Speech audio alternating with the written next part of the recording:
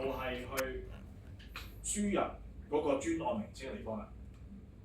OK， 咁個個都唔同，就點解我會係寫住16-22咧？因為頭先我第一次打文字嗰陣咧，係打啲組字入去噶嘛，咁咪用呢個名去代表個專案名稱咯，係啦。OK， 咁譬如我呢個咧，我改咗佢啦，譬如呢個我叫IG 嘅呢個 story 咁樣啦。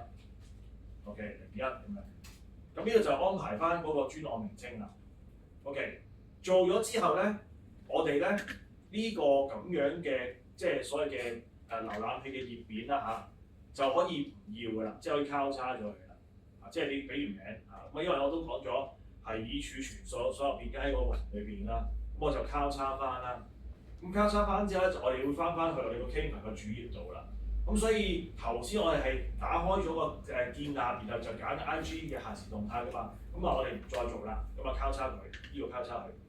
跟住我哋做完嘅嘢，平時嚟講咧 login 完喺最近用過嘅啲項目仔度記得翻晒嘅，得唔得？若果想全部都記得翻咧，係要去專案呢度揾翻出嚟嘅，得唔得？專案即係 project， 係啦。咁呢度就列出翻我之前做過嗰啲工作啦，明白未？OK， 咁當然有啲舊嘅嘢唔啱用嘅。